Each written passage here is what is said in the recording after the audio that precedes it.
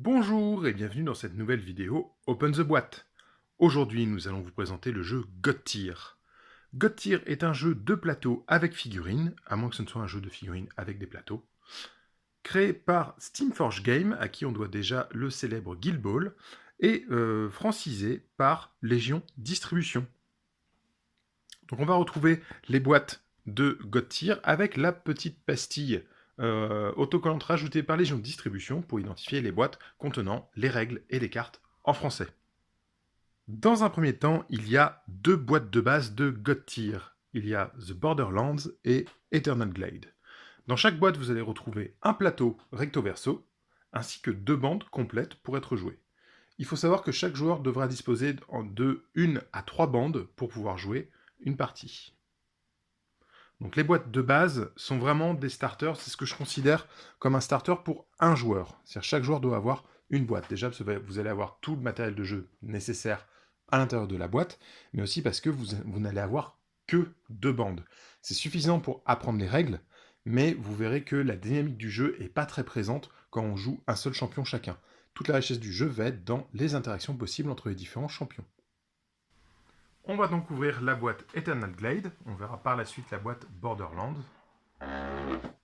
Beau bruit de la boîte qui s'ouvre. Donc dans la boîte, on va retrouver un plateau qui va être recto verso. Alors ce sont des plateaux assez grands. Alors si vous êtes habitué aux jeux de plateau, jeux de société, c'est un plateau qui est quand même grand. Si vous êtes habitué aux jeux de figurines, c'est pas si grand que ça en fait. On va avoir des cases hexagonales sur le plateau et on va avoir deux environnements différents. Donc les environnements qu'on voit là n'ont pas d'impact sur la partie, c'est vraiment uniquement du visuel. Voilà. Il va y avoir aussi un élément sur le plateau qui est très important, qui va être cette jauge qu'on va retrouver entre les deux joueurs. J'y viendrai tout à l'heure quand on expliquera les règles. Les plateaux présents dans les deux boîtes sont différents. Donc là, j'ai un plateau forêt et désert, et dans l'autre boîte, The Borderland, je trouverai un autre type de plateau. On va retrouver le livre de règles en anglais, le matériel original. Il faut savoir que les boîtes que traduit Légion Distribution, souvent, ils laissent le matériel original et ajoutent la version française dans les règles. Là, les deux livres de règles, on détaillera le livre de règles par la suite. On va avoir des planches de jetons à dépuncher. Carton très épais, c'est de la bonne qualité. Le carton est verni, c'est vraiment agréable au niveau du toucher. Recto verso, ça a l'air d'être du bon matériel. On a une petite fiche, alors c'est pas indispensable. Nous, au final, la plupart du temps, on joue sans ces fiches. Mais c'est en fait pour mettre vos cartes, votre champion, la carte de pouvoir du champion, votre carte de sbire. Comme ça, vous allez compter les effets, les points de vie, etc. Mais il n'y a vraiment pas besoin, on peut juste poser les cartes devant soi. Ça fonctionne très très bien. Voilà, plusieurs planches de jetons. La partie qu'on attend, évidemment. Donc là, on va avoir deux bandes. Les figurines sont en plastique, moulées d'un seul bloc. Donc c'est du prêt à jouer. Vous pouvez ouvrir la boîte et commencer à jouer. Ce n'est pas nécessaire de les assembler. Voilà, il n'y a rien à bricoler dessus. Et c'est pas indispensable de les peindre. Parce que, comme on va le voir par la suite dans les règles, les champions sont répartis en 4 classes qui vont avoir chacun leur façon spécifique de jouer. Et chaque classe est représentée par une couleur. Donc on sait par exemple que les rouges sont des persos spécialisés dans l'assassinat de champions adverses, les verts sont plutôt des jeux d'objectifs, les bleus sont plutôt défensifs et les jaunes sont plutôt dans la destruction des sbires adverses.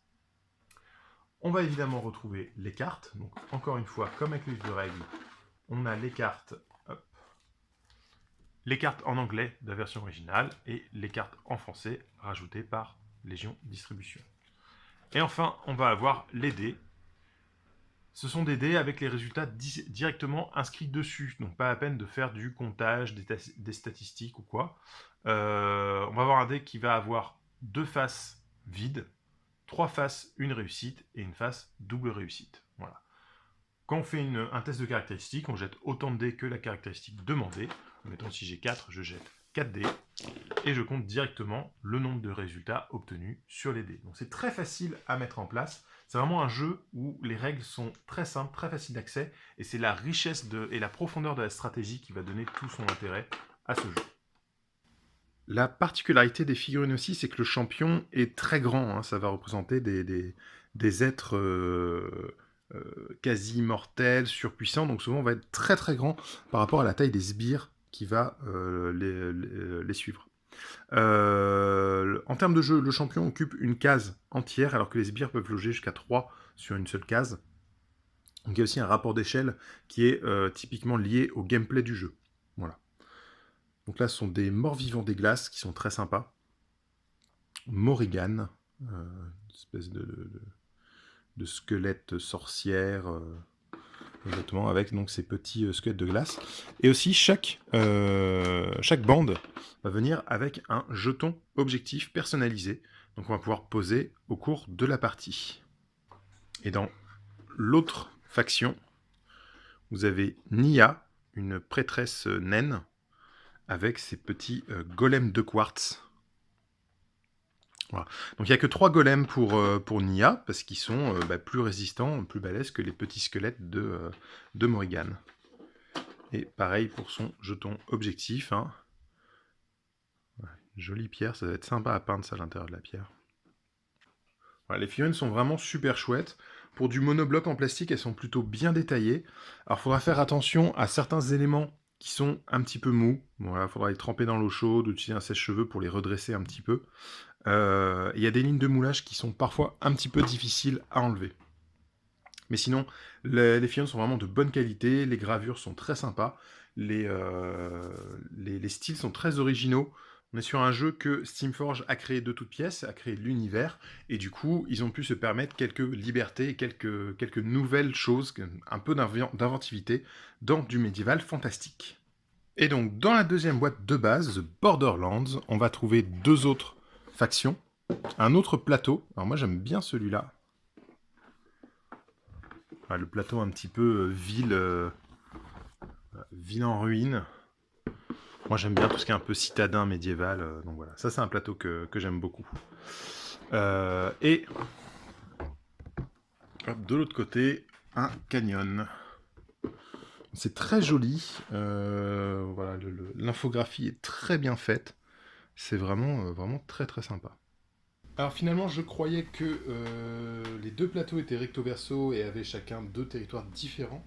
Mais il s'avère que le verso des 2 est exactement le même, c'est le canyon. Donc au final, on aura 3 territoires différents. Le canyon, la forêt et la cité en ruine. Voilà. Donc petit détail qui n'enlève rien finalement à la qualité même du jeu. Puisque les maps de terrain n'ont pas d'influence en fait sur le résultat de la partie, ça va être les éléments qu'on va poser dessus qui vont vraiment donner la dynamique du jeu. Alors, petite remarque quant à la traduction en français de God Tier, c'est que God Tier propose 2 boîtes de base et propose du coup 2 livres de règles. À l'intérieur, c'est exactement la même chose, hein, donc on va regarder voilà, les effets. Mais on est sur vraiment le même jeu, c'est juste la charte graphique en fait qui va dépendre des couleurs qui sont dans la boîte. Donc comme sur Eternal Glade, on a une bande verte et une bande rouge, on va avoir tout le livre qui va être en vert et rouge. Alors que dans Borderlands, on va avoir une bande bleue, une bande jaune, et du coup tout le livre va être sur jaune et bleu. Voilà. Mais sinon, je vérifie, mais je crois que même les scénarios sont les mêmes. Voilà, Death, Change. Donc tout est exactement pareil. Mais il y a 2 livres de règles différents, puisqu'il y a 2 boîtes. Donc je trouve ce détail assez sympa.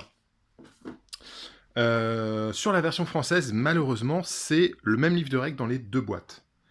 Alors, d'un côté, je me dis, de toute façon, comme à l'intérieur c'est la même chose, bah on s'en fout.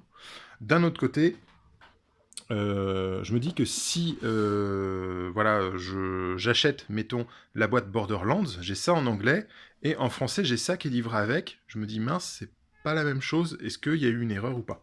C'est pas une erreur, c'est fait exprès, c'est comme ça. Et donc, dans cette deuxième boîte, on a le matériel identique à la première, hein, les jetons, les dés, etc. Et on va avoir 2 bandes, on va avoir Titus, cette espèce de gros chevalier, accompagné de ces questeurs de gloire. Voilà, une figurine très très sympa. Ça, j'aime beaucoup. Une figurine qui a une stature, qui est un peu statuesque en fait, en termes de posing et donc j'aime beaucoup. Là, si vous avez envie de vous faire du NMM, c'est l'occasion, en termes de peinture, de s'amuser là-dessus. Les gravures sont très très belles, hein. On voit là les décos gravés dans l'armure, c'est assez impressionnant. Donc très très chouette, avec sa petite bannière, la petite bannière objectif de Titus et ses porteurs de gloire. Voilà, qui sont assez grands, hein. On est sur du 35 mm à peu près. Voilà, mais très sympa. Si vous cherchez des figurines pour d'autres jeux ou quoi, voilà, ça peut être utilisé pour de l'escarmouche ou quoi. Il y a des équipements différents. Voilà, j'aime bien les différents posings, les différents trucs qu'on peut avoir. Donc c'est très très chouette. Chaque figurine est unique. Il n'y a pas de doublon au sein des bandes. Donc ça, c'est vraiment très très chouette. Et ensuite, on va avoir donc les bleus avec Finvar, voilà, cette espèce d'elfe, voilà, de grand elfe. Finvar et les elfes du vide. Donc là, ils sont très grands, hein, si on regarde par aux autres, ils sont vraiment grands et lancés. On va mettre avec un... Voilà, je vous montre un questeur de gloire et un elfe côte à côte. La différence de taille est impressionnante quand même. Alors, est-ce que c'est un souci d'échelle ou est-ce que c'est une volonté dans leur univers? Je ne sais pas. Je préfère croire à la volonté dans l'univers que les elfes sont très grands. C'est pareil, on va retrouver aussi des très grands elfes dans une boîte de renfort qui a aussi des archers elfes. Donc je pense que c'est juste les elfes sont plus grands. Et souvent, là, on va avoir justement 3 sbires, alors qu'il y en a 5 pour les caisseurs de gloire. Donc il y a ce côté aussi où tout simplement les elfes sont plus grands et plus rares, plus forts, pour un équilibre. Et donc il va y avoir des extensions au jeu sous forme de boîtes. Donc des petites boîtes de renfort où vous allez avoir un champion, ses sbires et son objectif. À l'intérieur de la boîte, on va avoir tout le matériel nécessaire pour jouer, les cartes de profil, etc. Hop. Alors, encore une fois, on a des cartes en français de Légion Distribution et les cartes en version originale de Steamforge Game. Voilà. Et donc les figurines sont vraiment super chouettes. Moi, je dois dire que je trouve que leur univers est vraiment sympa. Ça change des grands classiques de l'Heroic Fantasy. Donc moi j'accroche complètement à leur graphisme. C'est vraiment quelque chose que j'aime beaucoup. Voilà.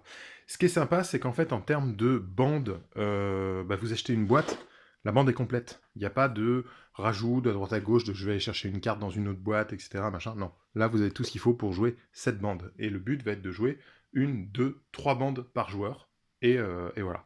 Et vous avez des couleurs, encore une fois, qui sont les types d'effets liés à votre personnage. Donc, le livre de règles de Gottir. On va retrouver petite présentation, table des matières, etc. qu'on retrouve assez classiquement dans les livres de règles. Le contenu de la boîte, avec les champions qui sont donc les grosses figurines, les fidèles, les petites, les bannières qui sont les petits marqueurs objectifs un peu différents, les différents pions, etc. On l'a déjà présenté.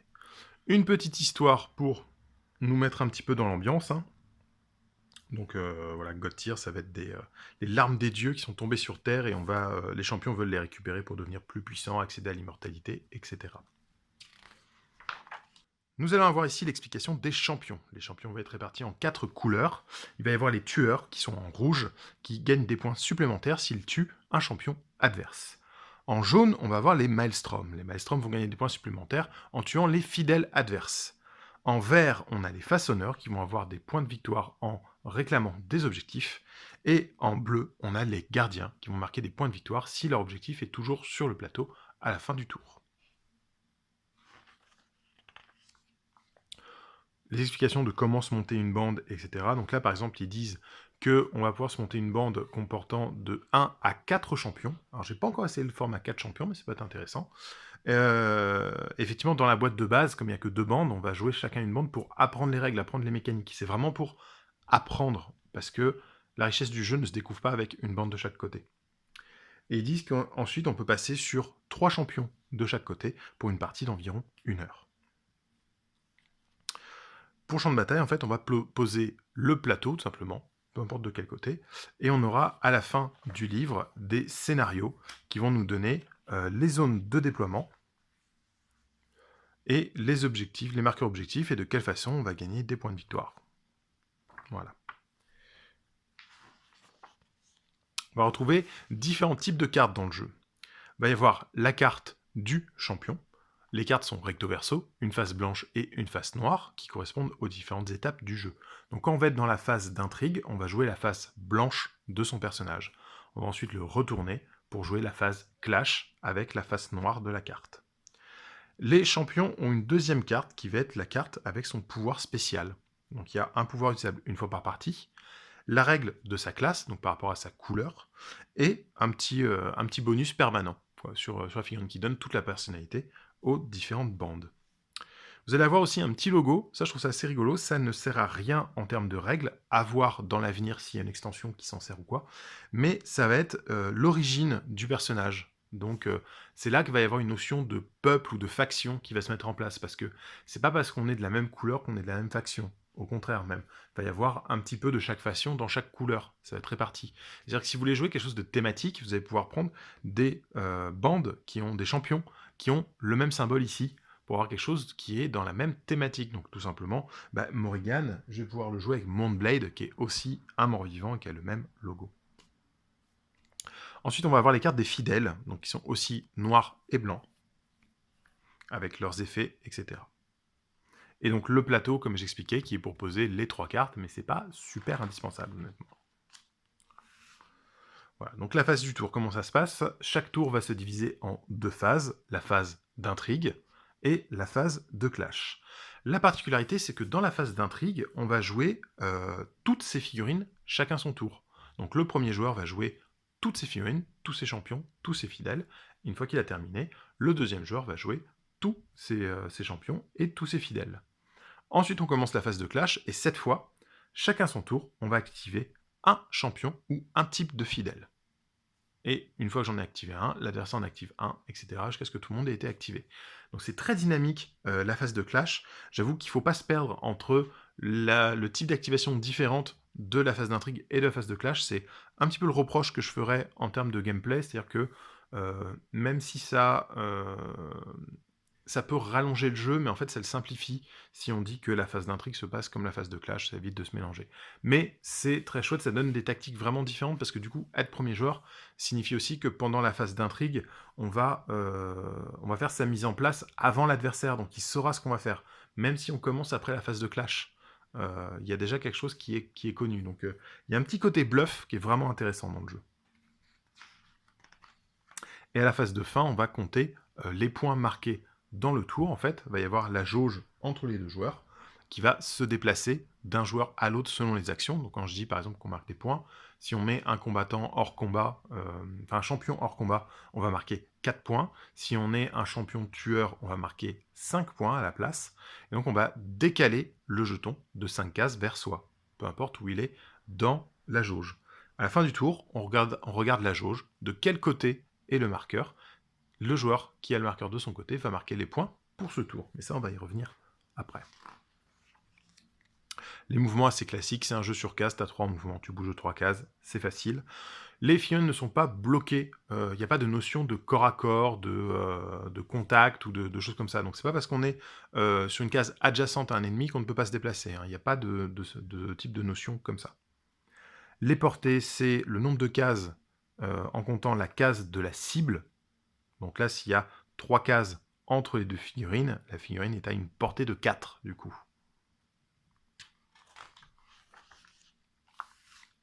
Les activations, il faut savoir qu'il va y avoir des actions qui vont être spécifiques aux champions, tandis que d'autres sont spécifiques aux fidèles.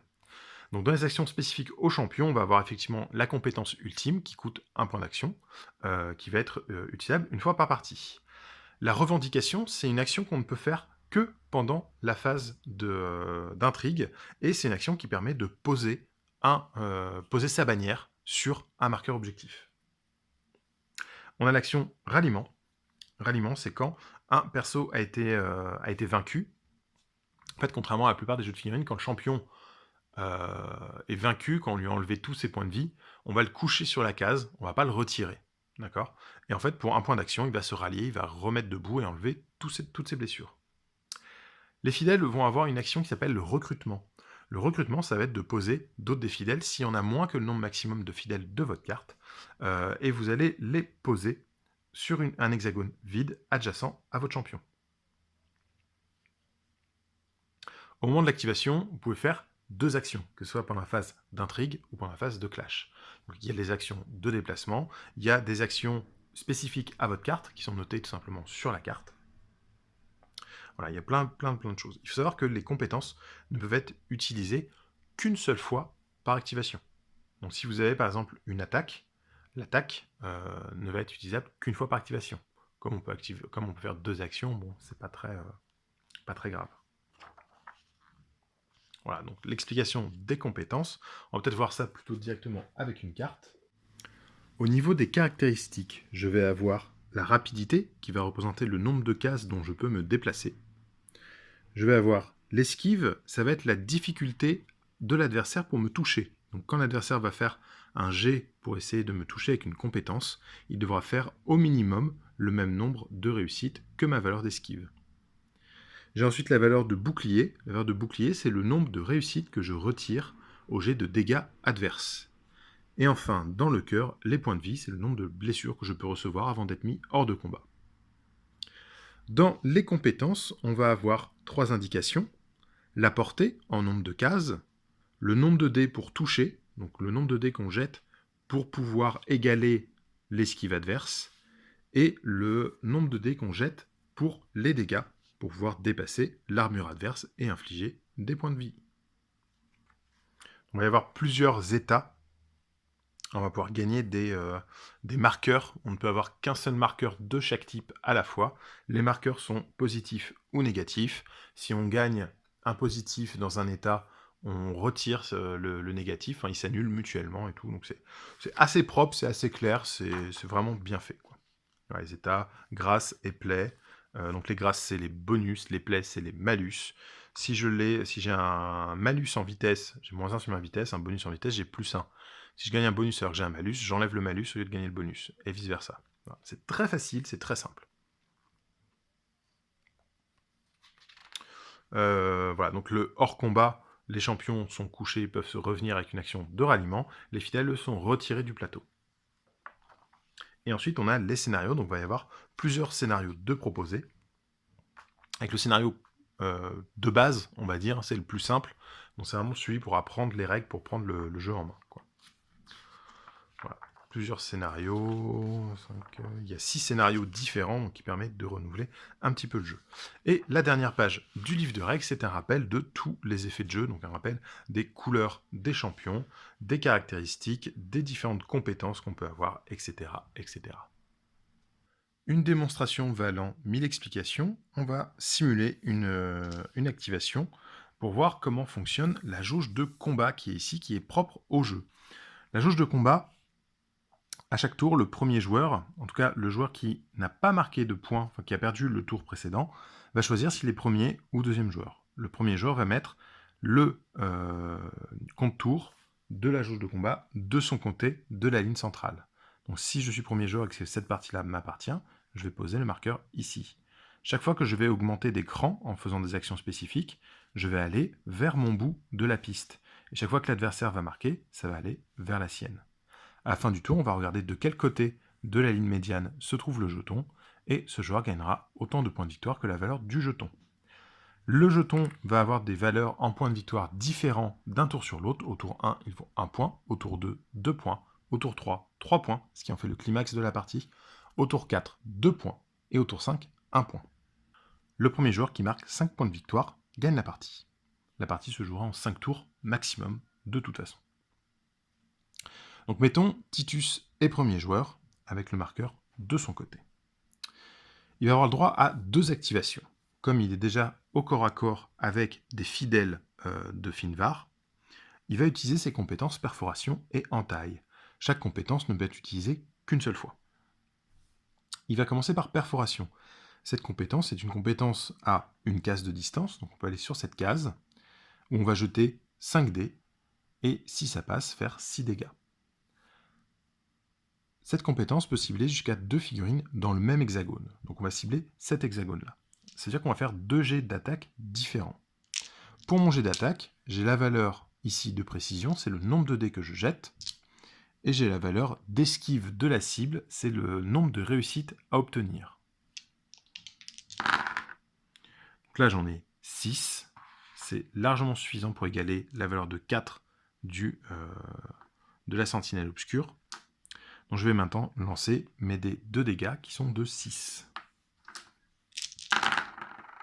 Ouh, c'est un très beau jet. Je fais donc 8 dégâts auxquels je vais soustraire l'armure de la cible. La cible a 2 d'armure, je soustrais 2 dés. Il reste 6 dégâts. Les fidèles n'ont qu'un seul point de vie. Le fidèle est donc mort. Quand un fidèle meurt, j'avance d'un cran sur ma piste. Comme Titus est un champion du Maelstrom jaune, j'avance d'un cran de plus quand je tue un fidèle. Je finis ensuite mon attaque de perforation. Je fais 5, il fallait que je fasse 4 minimum, donc c'est réussi. Je fais 4 blessures, je retire 2 pour l'armure. Il meurt aussi, j'avance à nouveau de 2 crans. Sa deuxième compétence est une entaille et peut cibler jusqu'à 2 figurines dans des hexagones différents. Bon là j'ai plus qu'une figurine à porter, donc je vais le faire. Mais si un fidèle avait survécu, j'aurais pu l'attaquer à nouveau en ciblant 2 cases différentes. C'est 6 dés. Il faut que je fasse au moins 4 réussites. J'en fais 5, donc ça passe. Et ensuite je fais 5 dés de dégâts. Hop, j'ai que 3 réussites. Je dois en retirer 2 pour l'armure des sentinelles. Il me reste 1. La sentinelle est morte. Et je gagne à nouveau 2 points. Donc là, en faisant 6 points dans le tour, sachant que les jauges font 9 de chaque côté, je suis déjà pas mal en fait pour gagner le point du tour. Voilà pour God Tier, un jeu vraiment dynamique qui se joue très bien, très facile d'accès et en même temps va être assez rapide et vraiment en fait quand on fait une partie, on a envie de refaire la partie en changeant un champion pour voir les combinaisons possibles, etc. C'est vraiment toute la richesse du jeu en fait de voir quel pouvoir va pouvoir être utilisé avec tel et tel personnage, comment on va pouvoir les combiner ensemble, etc. C'est vraiment un jeu super intéressant et très très riche. Nous on a vraiment adoré. Donc voilà, merci beaucoup à Légion Distribution pour faire la version française de ce jeu, et merci à Steamforge pour le jeu, parce qu'il est vraiment super chouette. Je vous dis à très bientôt pour de nouvelles vidéos, et en attendant, jouez bien!